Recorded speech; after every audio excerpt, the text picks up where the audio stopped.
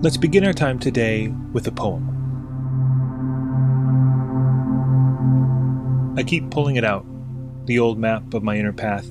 I squint closely at it, trying to see some hidden road that maybe I've missed, but there's nothing there now except some well-traveled paths.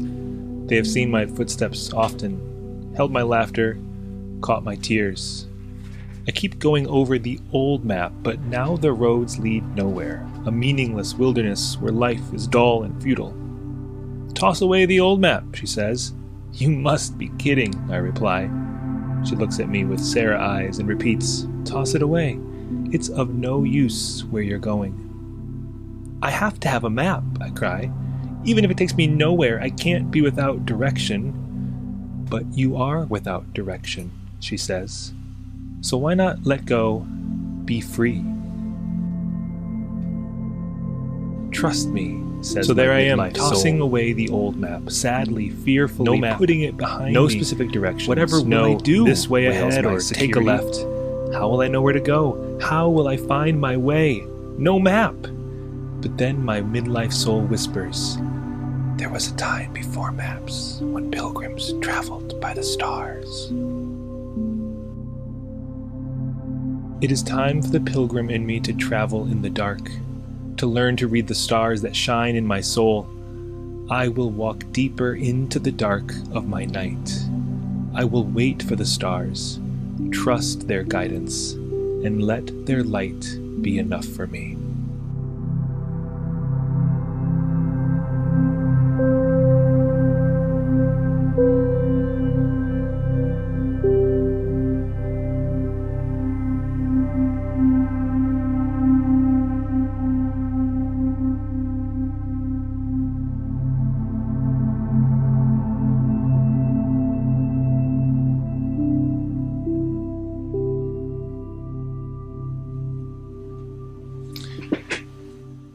I want us to begin in Matthew chapter 4, where we hear this.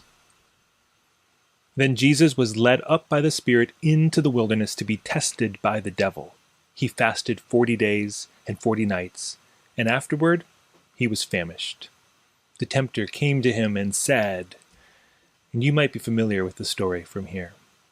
We hear this account in the Gospels of Matthew and Luke. Both times it takes place right after Jesus' baptism, and it's these 40 days of Jesus in the wilderness that become the model for the 40 days of Lent, our own wilderness experience. Now, before we get too much further into the story, I need you to do something. You need to go get a pair of shoes. Maybe it's a favorite pair of shoes. Maybe it's a special pair of shoes. Maybe it's a pair of shoes with some significant meaning for you. Whatever it is, a pair of shoes that you've worn a good amount in your life, go grab them, come back here, and let's continue. All right, if you got your shoes, I've got mine. We'll get to the shoes in a moment. Back to Matthew chapter 4. Jesus in the wilderness, 40 days, and then these 3 temptations.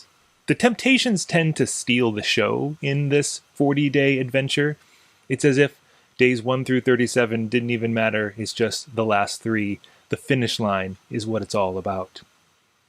We often live that way, for the finish line, for the event, for the destination. We forget the journey that led us there. We get to the temptation moment in this story, thinking, what would it be like to be tempted in such a way? What would it be like to spend 40 days alone, hungry, famished, says the text, in this wilderness? Well, that's a question many of us might have some familiarity with, given the world we find ourselves in.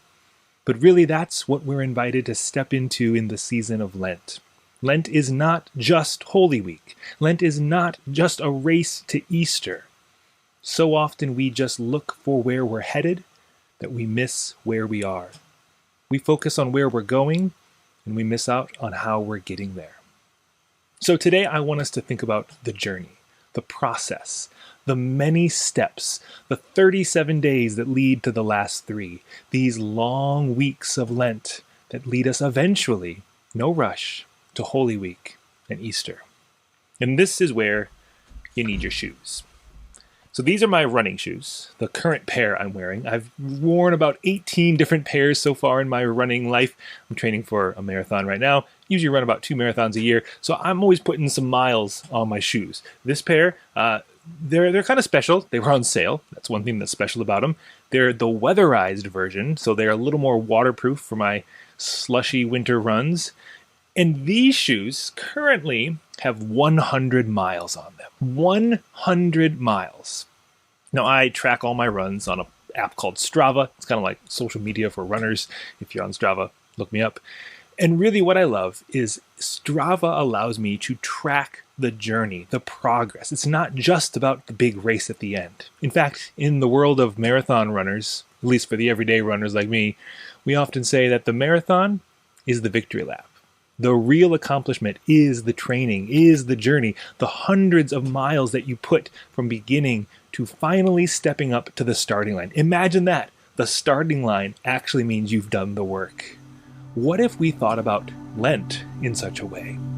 This isn't just getting to the finish line, but this is the event. The long, slow, difficult season of Lent. What about our lives? What is it in our lives that we get so focused on just getting to some destination that we miss out on the destination called our lives? So let's go to your shoes now. What shoes did you bring? Take a look at them. Let's have a moment with your shoes.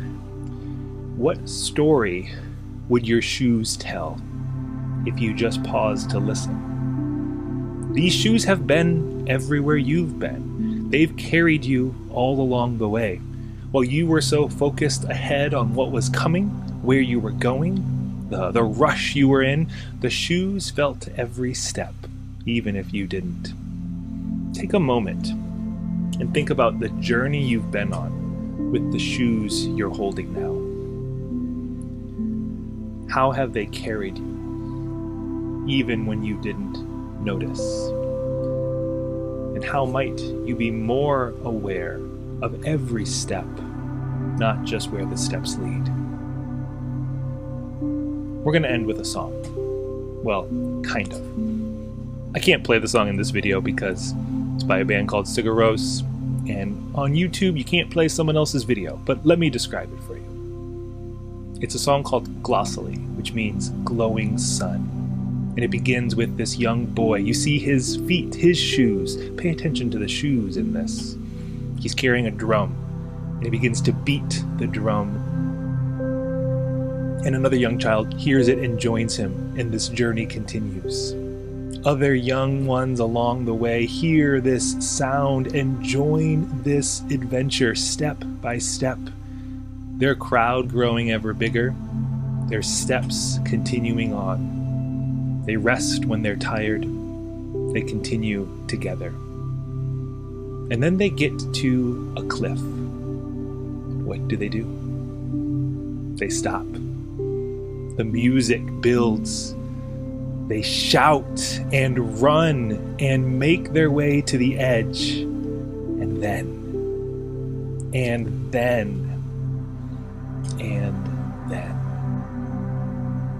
Now here's the final experience I want to invite.